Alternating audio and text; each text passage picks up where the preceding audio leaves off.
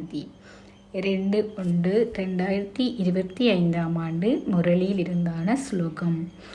ஒருவரிடம் உடனடியாக பிழை கண்டுபிடிப்பது அவருக்கு துன்பம் கொடுப்பதேயாகும். ஒருவர் தனது பலவீனம், குறைபாடுகள், தனக்குள் இருக்கும் விகாரங்கள் ஏனையவர்களுக்கு துன்பம் கொடுத்து கொண்டே இருப்பார். அவர் தன்னிடமிருந்து அவற்றை நீக்கும் வரை அவருக்கும் ஏனையவர்களுக்கும் துன்பமே ஏற்பட்டு கொண்டிருக்கும்.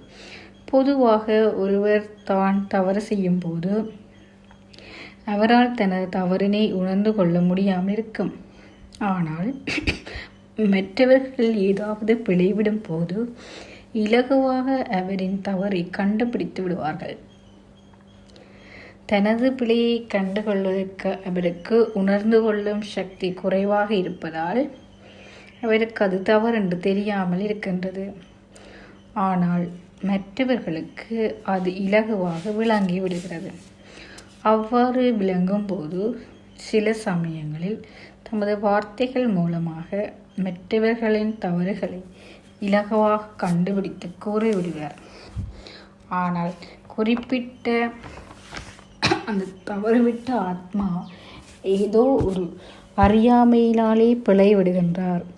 அவருக்கு சரி பிழை தெரியாமல் இருக்கின்றது.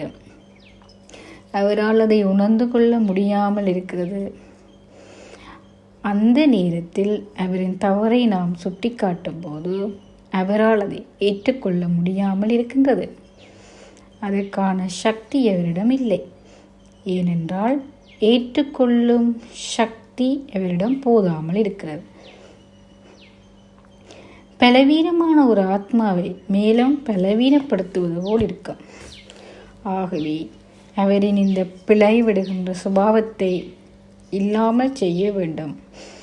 அவர் அந்த பலவீனத்திலிருந்து விடுபட வேண்டும் என்று நல்லாசி தூய உணர்வுகளை அந்த ஆத்மா மீது கொண்டிருக்க வேண்டும். இதற்கு எமக்கு பொறுமை சக்தி அவசியம். அத்துடன் சகித்து கொள்ளும் சக்தியும் தேவை. அந்த ஆத்மாவின் ஸ்திதி நன்றாக இருக்கும் தருணம் பார்த்து அவரின் பிழையை தெளிவுபடுத்தி கூற வேண்டும். அப்போது அந்த ஆத்மா அதை உணர்ந்து கொள்வார். தன்னில் மாற்றத்தை கொண்டு வர முயற்சி செய்வார்.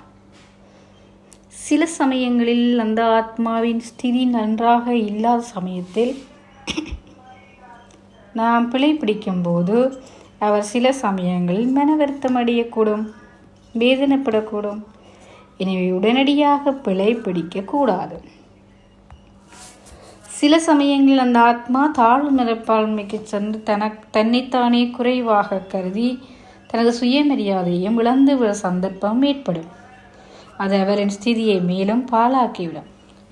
இவ்வாறு நாம் செய்வது ஒரு ஆத்மாவுக்கு துன்பம் கொடுப்பது போன்றதாகும்.